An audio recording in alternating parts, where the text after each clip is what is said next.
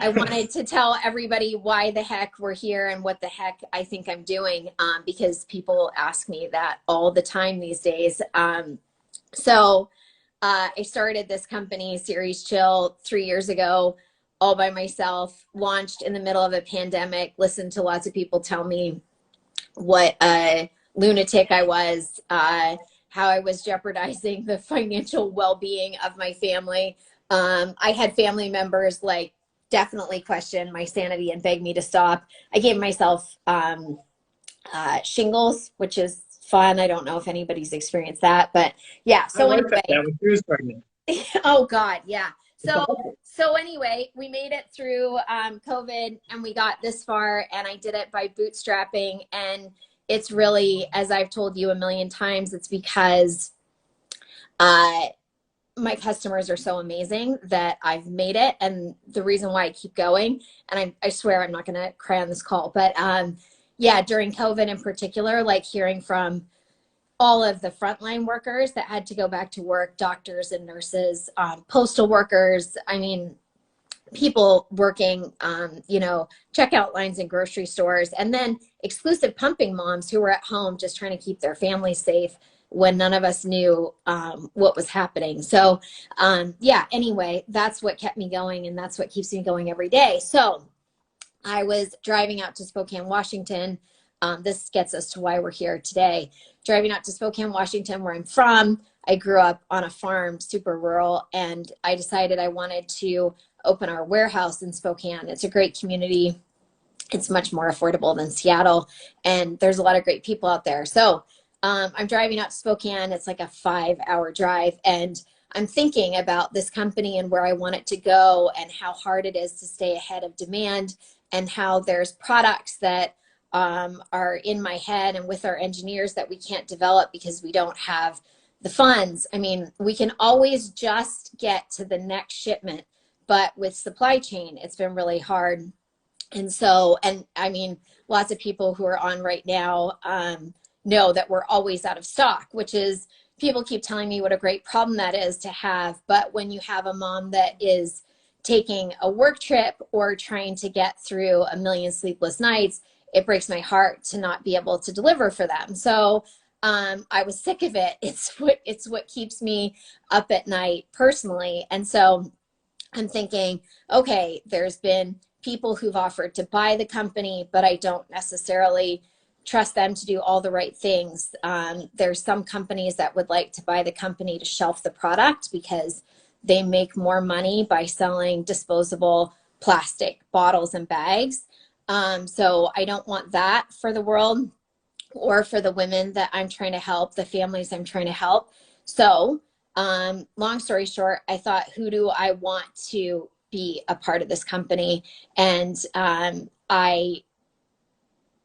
I was listening to the Dropout podcast, and I was thinking about all of these ultra wealthy people that, you know, the rich get richer. That's often the way the system's set up. And it really bothers me. I grew up without a lot, but I'm very, very lucky, and I am doing well enough for myself right now.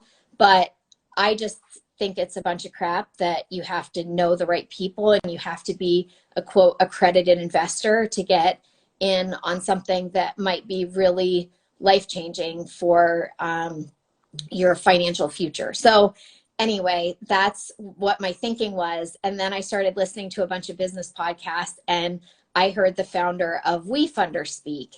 And his message resonated with me, and I started investigating all of the other platforms and learned that WeFunder was really out in front on a lot of the issues. They had done a lot of the hard work with all of the SEC regulations, and they were really careful about the businesses they brought in and the way they cared for investors. And so I decided this is what I wanted to do. And once again, everybody said I was out of my mind and I had a good thing going.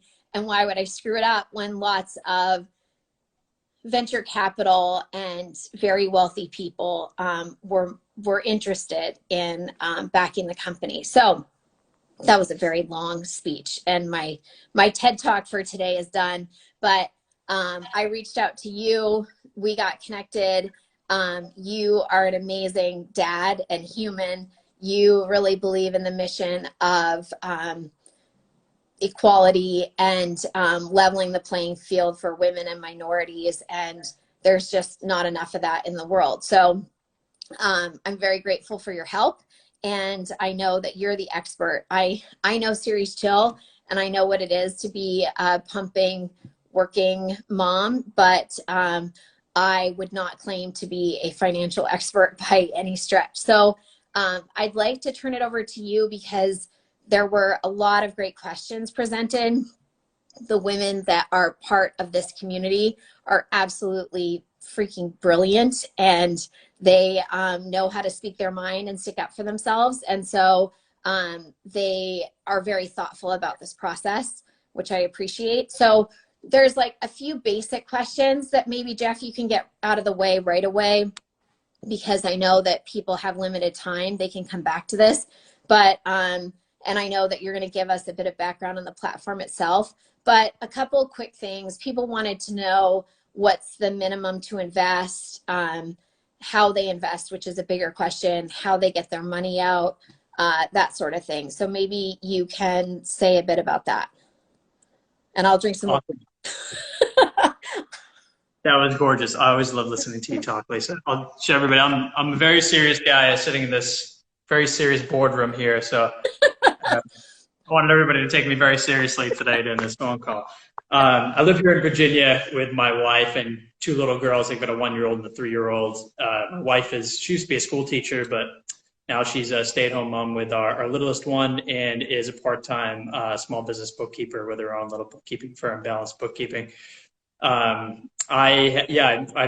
loved working with Lisa here. One of the coolest things that I've felt about this experience is I can feel the energy from like 2 levels away. So through you guys, through Lisa to me, I can feel the energy of the company, which is just fascinating. It really does. She always explains to me that it feels like a giant family to her, which is super cool. Also scary to me because I'm more of like a 4-person family guy. So having 30,000 amazing family members sounds scary, but also sounds really, really neat. I want to give you all a little background on where this all started, as to what makes this available to you all. But again, I'll jump to just saying that to answer a couple of these questions up front here is anybody can invest. Literally anyone. It doesn't matter who you are on the planet, you can invest, and you can invest as little as $100 in Ceres Chill. The average investment on WeFunder is like, I think it's about $1,000, but so you have some people who are investing $5,000, $10,000, $25,000, and then you have all kinds of other individuals who are investing $100, $250, right? It's whatever you feel comfortable. If you were to lose that money, you'd feel comfortable losing that money. Is what you should decide to invest in Lisa today, and that's if you think it's a great idea to invest in Lisa, which I always do. But I'll talk about some of the things you might want to look for as you invest in somebody. So again, Lisa said like she has lots of opportunities to raise money right now because the company's doing so well. But for us, I mean, for us in general, in the general population, 93% of us in America, we're called unaccredited investors, which means that we're not ultra rich. And for 80 years, up until 2016, none of us were able to actually invest in Ceres Chill. So if Lisa had created this company 15 years ago, 10 years ago even, none of us would actually have been able to invest in her. So this is a really neat opportunity that became part of the Jobs Act that allows all of us to be able to invest in private companies. The cool thing here is that those 7% that we're investing, this is their secret tool for getting rich for so long. This is literally ultra rich's secret tool for getting rich, investing in startups. And what's the difference between a startup and a public company? So a public company is a company that's further on down the line, right? They've been in business for quite a while, and now they have a ton of reporting mechanisms, and they have to every quarter report publicly on all of their financials, all of their plans for the future, and then we can go on the stock exchange and invest in them. Investing in a private company like Ceres Chill is almost identical, except that all those reporting requirements are less required. They're required right now for Lisa as she approaches this raise, but they're not required necessarily down the line. But investing in her is exactly the same in that you now have a platform instead of the NASDAQ or your Charles Schwab or your Fidelity account. You just go to WeFunder and you invest that money. You have a little portfolio there so you can see all of your investments just like you would on your Fidelity account. So it's the same in that in that you're making that same investment just in a private company versus a public company, but the big difference being that the private company does not have to do all that reporting to everybody. This is a little bit different. I will just say up front, this is not a rewards crowdfunding, right? So Lisa's not doing like a Kickstarter right now. She's not doing an Indiegogo. She's not doing a GoFundMe. She's not asking for donations. She's not asking to give you a chiller for free or for like $250 donation. What she's saying is, hey, if you have $250 or what have you to invest in this company, my goal is to make you money on that $250. You can become a literal owner in Ceres Chill. That's what this is about today. So that's the difference between, say, a Kickstarter and what we're doing here. Yeah. Well said. Thank you. That is the goal. That is the goal. Is everyone here, like, it goes back to that family thing to me. I've just been so excited to work with Lisa about this. It just keeps coming back to this piece of, again, she has so many, she's very humble, but she has so many ways to raise money right now. But she really, really, really wants all of you to be a true part of not just the company, like, because you already are a part of the company, but you can be like a more integral part of the company, but to actually get the benefit of the financial outcome of this company, because you are the ones who have allowed Lisa to quit her job at the law firm and go at this full time and try and build this thing to more moms across the planet. And so she really, really, really wants you to all be a part of this for the financial upside that is in the future. All right, so what do you look for, right? Like, one of your questions was, how do I know if this is a good investment? This is a really great question. I'm going to take like 2 minutes on a topic that we could have an entire college semester on. And not that I would be the person to teach that college semester course anyways, but here's the general gist. It is nearly impossible to judge a company as a novice investor. Let's just be straight up. It's very, very challenging. And we think about, if you decided to go out today and invest in Apple or Microsoft or McDonald's, you're probably not looking at the financials. You probably have no idea if the market that they're in is good, bad, sideways, or what have you. You probably just heard from a friend that investing in McDonald's is a great idea, and so you invest in McDonald's, right? It's a similar scenario here where the expectation is that you are not supposed to know everything that you need to know necessarily to be this sophisticated, fancy investor. You look at usually like financials and market potential would be two things that would be similar to investing in a private company and a public company. But when you're investing in private companies, you do have two things that you get to look at that you can look at here in the Ceres Chill campaign and decide for yourself if this is a good investment. So one thing that you want to look for is team. What does the team look like? Does it seem like a strong team? Do you trust Lisa? Does she seem like she has a strong background in the work that she's done in the past? And then more importantly is traction. So what traction means is, how much has this company got done in the amount of time that they've been around and with the amount of money that they've raised so far? Does it seem like they've been able to accomplish a lot? And if you can walk away from, looking at the pitch on the Ceres Chill page and go, hey, like, it seems like Lisa and team have got a ton done.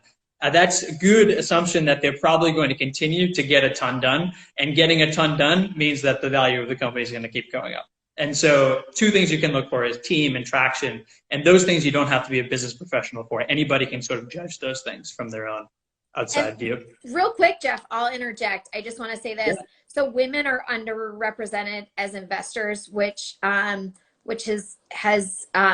learned more about, and it's upset me over time. I think that oftentimes we're not encouraged to invest, wherever that comes from our families or society or whoever you want to hold responsible and blame.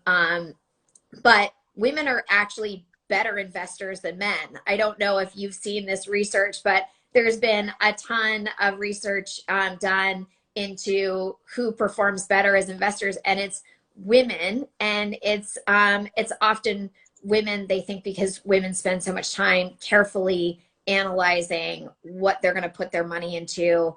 And, I think that we think a lot about other people in our families before ourselves. And so maybe that's what makes us good investors. I don't know. But I think we often don't trust ourselves enough, whether it's as parents or professionals or investors. And so even if you decide not to invest in Ceres Chill, what I like about doing this is it maybe opens up a whole new world to women and families that hadn't thought about investing in this way or investing at all. And maybe you make a decision to make an investment that changes things for your family. So anyway, I just wanted to say that women don't invest because I think we don't feel confident enough, but we should feel confident because we invest better than men all the time. So it's not about boys and girls. I'm just saying.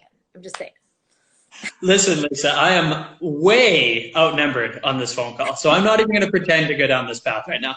No, but one thing I can say on that point, which is a really good one, is that one thing that I have found just within like the business sector in general is that I find that you look at the startup scene, and I'll make this anecdote very short. You look at the startup scene, and oftentimes the startup scene has some values that aren't necessarily aligned with a lot of our personal values. And I often see a lot of women departing from early stage startups rather than men. And I think much of it is in tune to the fact that women tend to stick to their gut reaction and their gut feeling, which is a very important tool, more than men. And that, when investing in startups in particular, is a very, very useful tool to use. Like if your gut says, this feels good to me, that's actually a good thing to pay attention to when investing in startups versus public companies. So private companies versus public companies.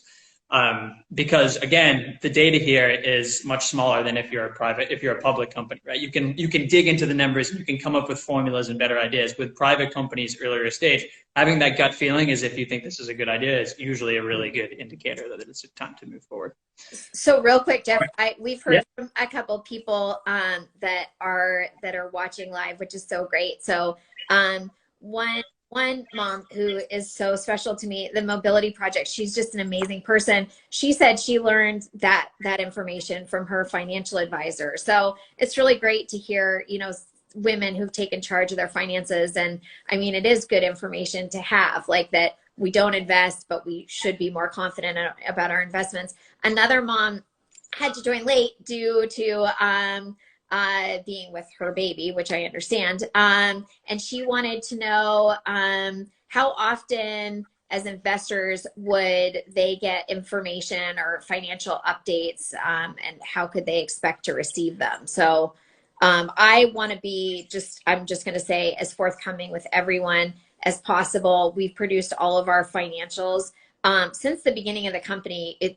WeFunder asked for 2 years. So that goes back to the beginning of the company in 2020.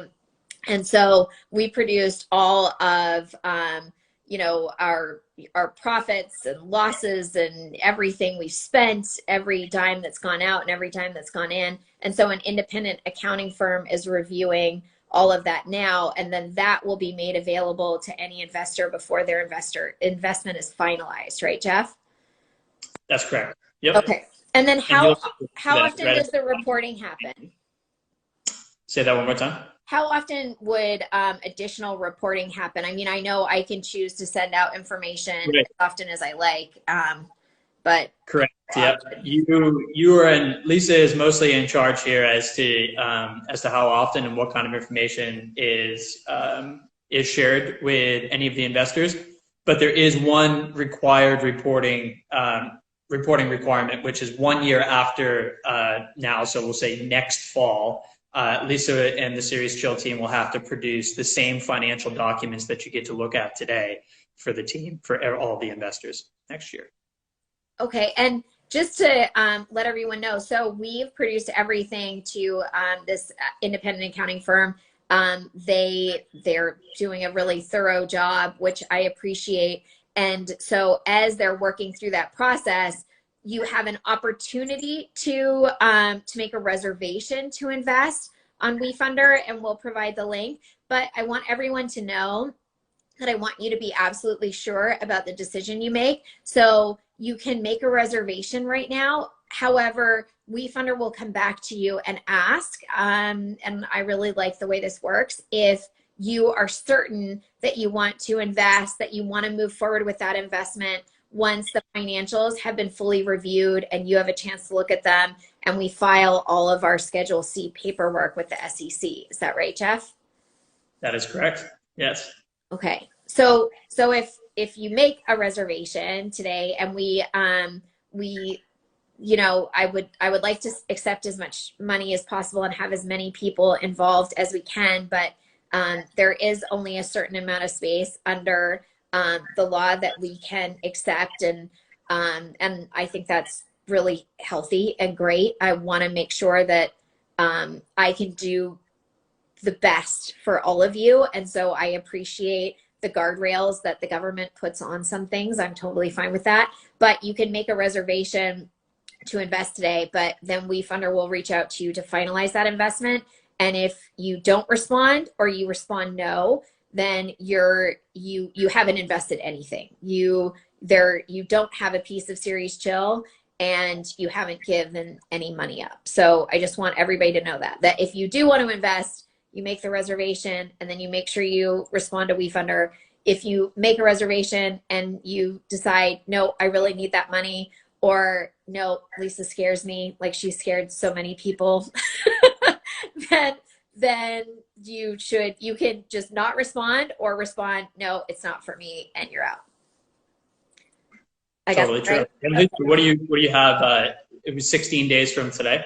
Yeah. Is the period to invest? Yeah, 16 days from today. So yeah, I didn't want to drag it out. I felt like you know, some people would know whether or not this is right for them, and I didn't want it to be something that, you know, people had to go back and forth about a lot. And also, I make everybody nervous enough. I thought, let's do this, let's do it right. If people want to, they're in, and if they don't want to, that's fine. And we'll move forward. So I am really excited about it. I appreciate you giving the background. Is there anything else? I'm trying to think of any of the other questions that we've gotten that you can answer. Kind of the process, like, how do people actually invest? I mean, I know I've invested, and I used a credit card. I mean, not that I want people to put it on credit, but that was just easy for me. I just don't carry cash, and I don't know the last time I wrote a paper check, right? Like, everything gets paid. So yeah, let me jump in and give a quick overview of that, and then I'd love to give an example of, like, what does it mean? Because when we think about investing in the public market, it's very intuitive to us at this point how we make money and how we lose money, and I want to give a quick example on how we make money and lose money in this scenario as well. So first off, how do you invest? It's going to be very simple. At the end of this, Lisa and team are going to send an email out to everyone and do a post, and on that is going to be the link that is going to take you to their WeFunder page. When you go to that WeFunder page, it's actually extremely intuitive site. You have a video, you have a section in which you can read some of the cool highlights of things that have happened with the team. Then you have the team section, so you can read about Lisa and her other team members. And then you have a pitch section. You can read the whole story of Ceres Chill and where they plan to go. What do they plan to do with the money? What do the financials look like, right? All that stuff will be there, minus the actual financials themselves, which, as Lisa was saying before, will be presented soon, and you'll have a chance to look at as well. And then once you scroll back up to the top, you're going to see in the top right side, it says, it's got a little box there, and it has an invest button. And all you have to do is type in the number that you wish to invest, and then you press invest. When you press invest, it's going to take you to another page. If you haven't created an account yet, you just have to create an account like you would in any other online program that you've ever created an account with. Once you've created an account, the page is honestly just going to ask you which way you want to pay, and then it's going to ask you a couple of check boxes that you have to check off, basically telling you, like, investing in startups is risky, investing in anything is risky. You know, you're going to have a chance to, as Lisa was saying, to reconfirm this investment, and so it asks you to come these check boxes. As far as paying is concerned, you can pay with cash. You can pay with credit card. You can pay with, actually, I don't think, well, I guess you could pay with cash. You could ship it in. You could pay, most people pay with their bank account. And that's the way you probably should do it. So you just link your bank account on the back end, again, just as you would as any other platform. You can pay a bank account. You can do a wire transfer, right? For example, if you're investing $2,000 or more, you could do a wire transfer. So there is as many ways as you can think of giving Lisa money, besides maybe attaching it to a pigeon. You can do that here. And then you press invest. At that point in time, you're done. right? And then as Lisa was mentioning, at some point in time in the next couple of weeks, Refund is going to send you an additional email. It's going to say, hey, here are the financials that are being presented, and you have an opportunity to confirm your investment at that point. At that point, you're invested in Ceres Chill, and the world is great. So what is it? Again, $100 is the minimum investment. What does it look like? Let me give you a scenario as to how someone makes money or doesn't make money, right? Because this is actually answering a lot of the questions that have come in general. So when you invest in the public market, right, you can go on right now to the public market. You can invest in Apple this moment at whatever the amount share amount is. And then an hour from now, you can go, oh my God, I don't want to do this anymore. And you can remove your money, right? You can invest and uninvest. Your money is liquid, essentially, right? You can take it, you can put it in, you can take it out as fast as you want. When you invest in a private company, it's very important to understand that when you invest in a private company, there's no getting that money out. The way that money, that you either lose all of that money, or you get some of it back potentially, or you get a massive return on your money. When we think about investing in the public market, for example, you're usually thinking about, when you talk to like a financial advisor, for example, you're trying to essentially double your money over 10 years. Like, that'd be great. Like, if I doubled my money in 10 years, that would be like, I'd be making good investments in the stock market. When you're investing in a private company, a startup in this example, what you're most likely looking to do is you're either going to say, there's a chance that I lose all of this, and I invested 1,000, I get 0, or there's another chance that I make 10x, 20x, 50x on this money. Because the way it happens is when you invest, public companies are further along in their stage, right? You can think about it almost like human growth. Like as a 40-year-old, right, your potential for growth as an athlete, for example, is minimized. As when you're a 10-year-old, your potential for growth is enormous, right? You can think about it in that same sense. So investing in Apple, you're never expecting your $1,000 to turn into $20,000, right, in 10 years. It's just not going to happen, right? Because they're already that further along as a company. But when you invest in a startup where there's so many things that can progress, there's opportunity for that $1,000 to turn into $20,000, $50,000 easily, because the value of that company right now is going to be worth so much more when they become an adult company, right? That 40-year-old company. And they do go public, right? So that leads into, how do we actually make money? So we make money in the situation of investing in a private company by a liquidation event, which just means that when your money becomes liquid, which happens when either Lisa decides to take this company public, so they actually go on the stock exchange, or in a more likely scenario, Lisa finds the right suitor to purchase this company and take this company, further along down the line to what they want it to be. And actually, Lisa, somebody did ask a question as to, I think, like who would you want to sell to, or what is this?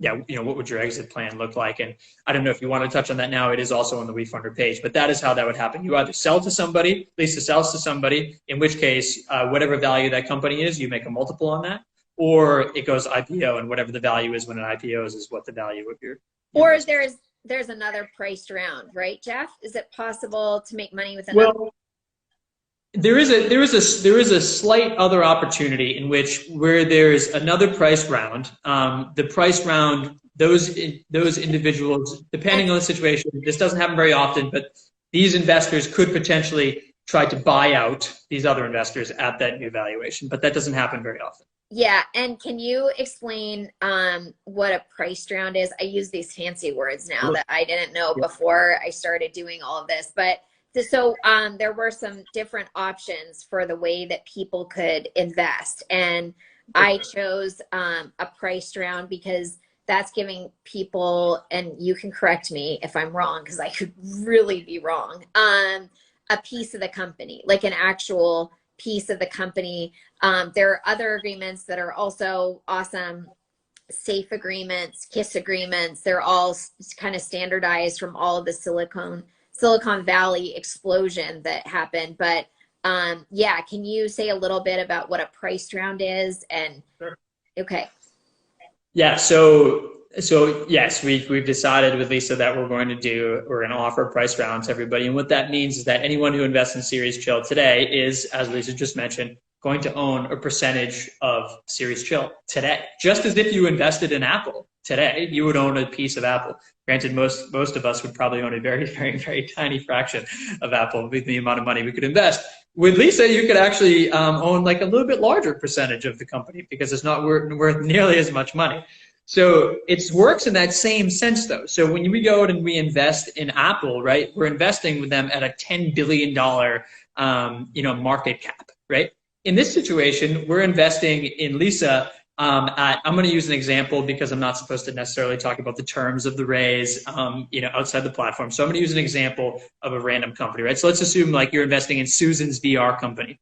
Let's say it's valued at $10 million, which sounds maybe potentially similar to what Ceres Chill is valued at right now.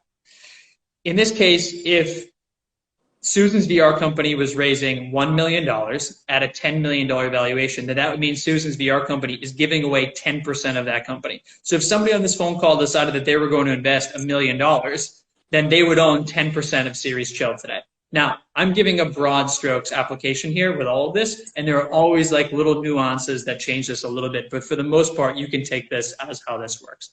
So down the line, right, let's say more normal, you invest, say, $1,000, right, in Susan's VR company. You would own 0.01% of Ceres Chill, or I should say Susan's VR company in this case.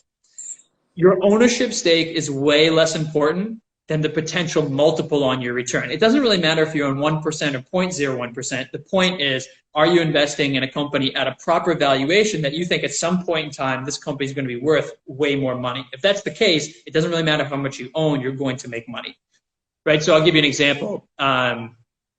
We think about, obviously, we've been talking about Apple and Google and McDonald's. These companies are worth massive tons of money, and we know they're worth massive tons of money, right?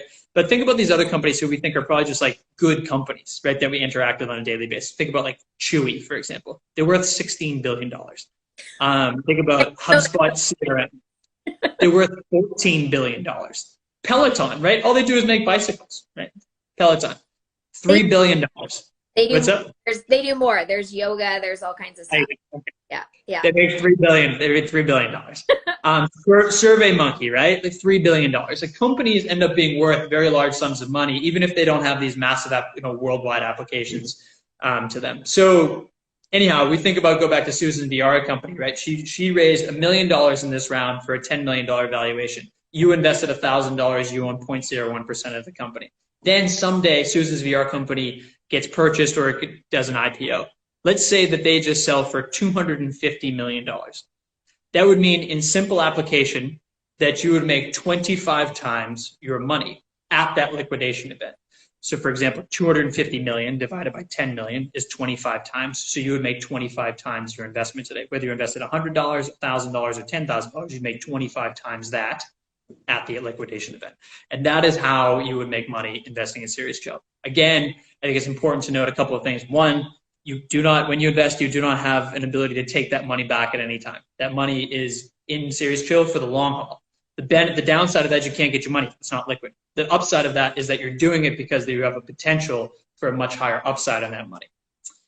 And again, there are other factors at play here. But yeah, a few people have asked like what my plans are, what Ceres Chill's plans are to increase revenue and to get to that point. So I think a lot of people are afraid that this is my baby and I'm never going to give it up, and so they're never going to get their money back. I certainly have no idea what the future holds. I had no idea that this was gonna. I knew it was important, but I don't think that I thought I was capable of getting it to this point, and I'm really proud. Like I said, I owe it to everyone that's out there right now, all of the women and families that have been supporting me. So, but all of that said, not knowing what the future holds, people I would think would expect to see a return in 3 to 7 years. I mean, the growth of the company has been crazy. The first year, we did $100,000. Last year, we did $1 million. This year, we're on track to do $3 million. And next year, we're projecting 6.5. So we're going at a really nice trajectory. We're headed in the right direction. We have had companies approach us about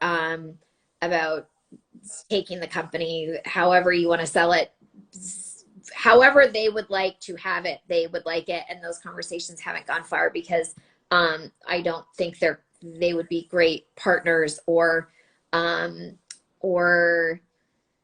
look after our customers and our mission the same way that I know our team has. So I would say 3 to 7 years, something. I would be surprised if something huge didn't happen. I don't know exactly what that is, but that's where we're headed. That's what we're working toward. But no one should invest anything that they can't afford to put in play and at risk, and that they would need within the next 3 to 7 years. It's something where, you know, it would be, I think there would be nothing greater, honestly, Jeff. And again, I'm not gonna cry on this call. I'm not gonna do it. But I think there would be absolutely nothing greater if a mom found a way to continue breastfeeding because of Ceres Chill, that I could help in some way like that, that this company then gets bigger than that, that they then have, you know, the straw top and they're sitting on a beach somewhere, you know, 5 years from now on a dream vacation that they managed to take because they invested in Ceres Chill. Like, I think that would be great. Or help put their kids through college, the kid that they started out breastfeeding with this bottle. I think that would be amazing. And that's what I really want. I just, you know, and I appreciate your help. But yeah, that's what I'm working toward. And so no, I don't have a death grip on this company. Like, one day somebody really important will come along that can do more with it, and I'll be happy to turn it over. So silly. I love it. Can I turn it over to me? Yours is amazing. Oh my God, I love working with Lisa. The passion behind this is so great. I mean, I have to tell you, she's had a lot of people around her tell her that she has many options to raise money and they don't know why she's choosing this path. And it really warms my heart that she is deciding to give this opportunity to all of you when she doesn't have to at all. It's awesome. Can I answer a couple more? There's a couple more questions here that I think, just to clarify, before we kind of wrap up. So just real quick,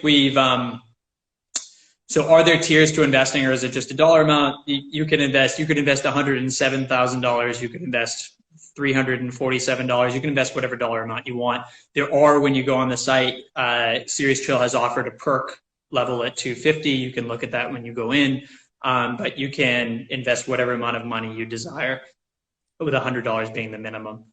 Is this a monthly investment? No, this is not. This is a one-time investment. You think about it, again, just as if you were going into your Fidelity account and deciding that you were investing $1,000 in Apple today. It's the same exact thing. You invest one time.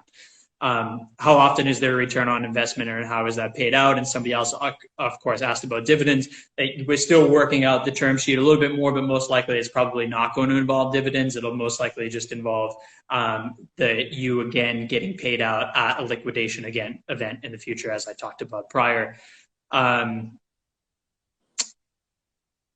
Yes, Lisa, did you want to talk about what the raise is for real quick, or do you? Yeah, so a lot of this stuff is on the WeFunder page. They do a really thorough job of like asking you all the good questions and getting it down in nice black and white terms. There's even a cool graph. But yeah, as I kind of said before, it's to stay ahead of the demand. Right now we go out of stock. I have not been able to stay in stock for 2 months at a time. So that's frustrating. Certainly puts a on our potential, which is really hard. That there's a percentage that will go to that, not a huge percentage because I really have that locked down for right now, but we have really great products that we've developed and a couple that are in the works. And it's frustrating not to be able to move those forward because product development takes a lot of money. That's why this was such a huge risk for me in the beginning. And that's why so few women are able to bring products to market, because it does take so much. And I was just really lucky that I had a job where I could work during the day and stay up all night and make this happen. And so, yeah, so it'll be going to product development, inventory, and then also reaching international markets, because we have so much demand in every other country. So many other countries are more supportive of women and breastfeeding and families than the United States, which is a shame. So even though the countries are smaller population wise, Australia, the UK, Canada, those countries have such a larger demand because they're breastfeeding for 1 to 2 years. They have maternity leave that lasts for 1 to 2 years in, you know, the Netherlands, these other countries. So expanding in those countries is hugely important to me, and I think will be a massive opportunity for growth for the company. Then also wholesale. We have not really tapped wholesale at all because we can barely stay in stock ourselves.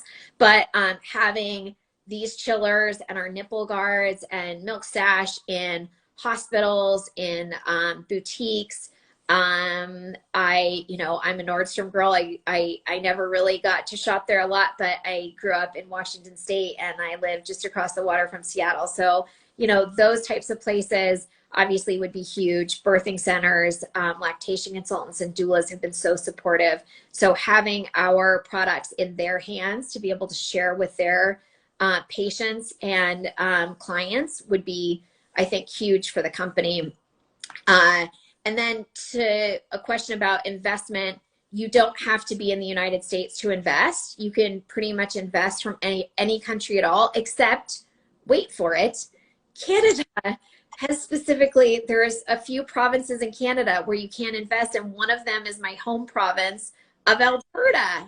How sad is that? I mean, my whole family up there, all of my extended family, like none for you. Like you can't have a piece. So yeah, so I answered a few questions, but there is a ton of information on the WeFunder page. We spent a lot of time putting the answers together and trying to think through the questions and concerns you all might have. But if you have any more questions, I hope you know that Jeff and I are ready to answer any question you have at all. We've gotten the most brilliant, questions. I'm like, wow, that's really insightful. That's stuff that I didn't know until I started doing this process. So to know that, to ask the questions is a big deal to me. But I don't want anyone to feel pressured to invest or feel that they have to invest without all the information. So if you have any questions at all, I hope you'll reach out to us. You can DM me, you can send us an email. If you call, you'll probably get me or Alana, but I probably will refer some stuff to Jeff. I'm not going to give Jeff's cell phone out here. We've already given his Instagram account out. I can't wait for people to go see all the food you photographed. It's so amazing. Which is ages ago, but yeah, it's awesome. Yeah, I will say, yes, as obviously, like, probably Lisa's so generous to offer the phone numbers up, but for long questions like this, it'd probably be very beneficial to send an email. And actually, it would be amazing. You could also interact if you wanted to right on the WeFunder page. So when the WeFunder link gets shared, you can ask an ask a question section. And if you interact on there, it's great because then Lisa and team can respond and myself can respond. And then everyone else can see it, just like, you know, this recorded Instagram Live. So you can go back and everyone can have the answers to their questions. Can you ask? I also did say, do I have to invest today? And the answer is no. You have 16 days to invest. So this will be open until the 20th, correct, Lisa? Yeah, yeah. There is, like I said, there's a limit to how much we can accept. Under the law, the SEC prevents us from accepting over $1 million, and depending on the agreement we put forth, we might have a different cap. So, you know, there is no rush. I want to make sure that we can accommodate as many people as would like to be involved, because it just means a lot to me. So yeah. Yeah. Awesome. I'm gonna, if we're okay to end it, I'm gonna just say thank you, and then also just do one of those fun things like at the end of a drug call where they say all the things. There's one legal thing that I should say, which is we are testing the waters to gauge investor interest in an offering under regulation crowdfunding. No money or other consideration is being solicited. If sent, it will not be accepted. No offer to buy securities will be accepted. No part of the purchase price will be received until a Form C is filed, and only through WeFunder's platform. Any indication of interest involves no obligation or commitment of any kind. Lisa really enjoyed that. Their whole legal mindset. I hope I did that well. But that was just a statement I had to say because, again, you have an opportunity to confirm your investment because we haven't provided the financials yet. This has been awesome. I've enjoyed it big time. Yeah. Very happy. Hey answer any Jeff, questions. real quick. So somebody asked if they can invest more later, and so I just want to make sure. I mean, if you put in a reservation for one amount and WeFunder comes back to you and says, "Are you sure you want to invest that?" At that time, can you increase your? Totally. Okay, Yep. as long as we Change your haven't met that ceiling. Okay. 100%. Okay. All right. And then we're going to send out an email with this this Instagram live in a link. It will also be on the WeFunder page if I can somehow pull that off, technically speaking. And we'll answer questions via DM if there's anything we missed. But yeah, I can't thank you enough, Jeff. I would be lost in this crazy space without you, and I wanted to make it happen for everyone so badly. I really appreciate your help. I feel special to have met most of the family here. It's great. All right. Thanks so much, you guys. Okay. Bye, Jeff.